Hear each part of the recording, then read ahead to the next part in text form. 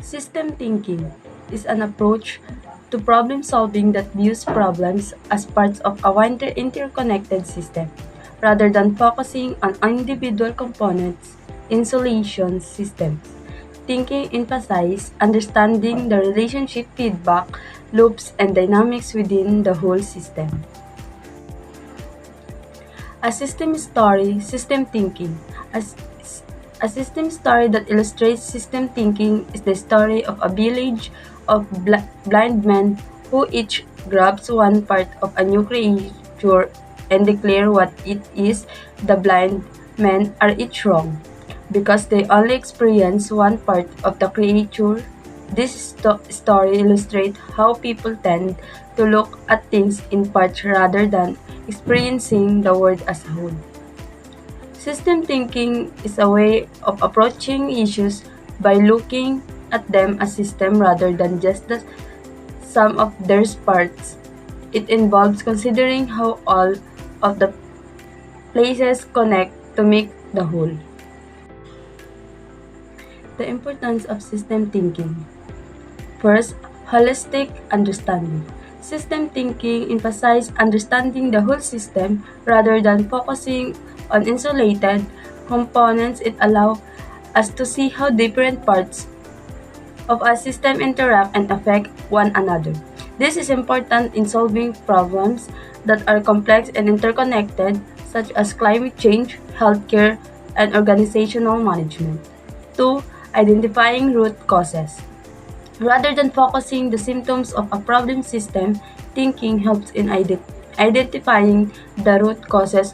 For example, instead of addressing an employee's lack of productivity as an isolated issue, system thinking would consider how organizational culture, leadership, or work process contribute to the problem.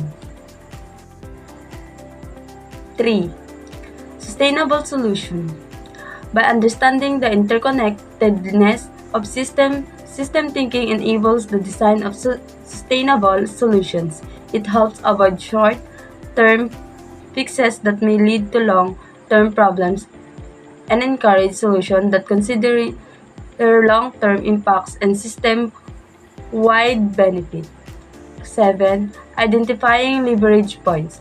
In system thinking, leverage points are areas where small changes can produce significant improvement. By identifying their points, system thinker can focus effort where they will have the most impact, making problem solving more effective. 8. Promoting continuous learning and adaptation. System thinking encourages a mindset of continuous learning.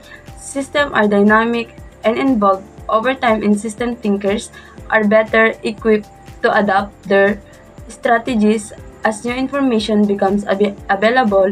This leads to more resilient and flexible problem-solving approaches.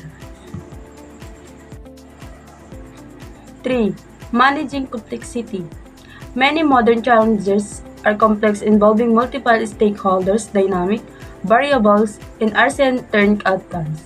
System thinking helps manage this complexity by providing a structured approach to understand how different parts of the system interact and evolve over time.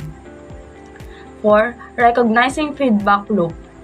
System thinking highlights feedback loop cycles where outputs of a system are fed back into the system as input. Understand this loop is crucial because they can either stabilize, balancing, feedback, or amplitude.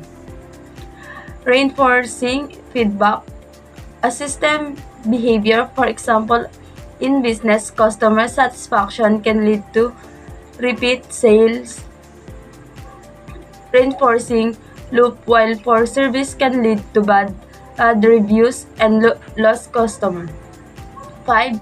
Anticipating united consequences.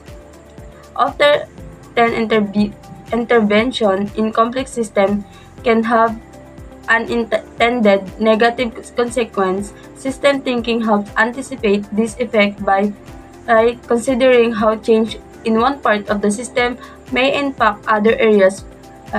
For example, increasing end capacity to reduce traffic might lead to more cars on the road, worsening contagious, reinforcing feedback loop.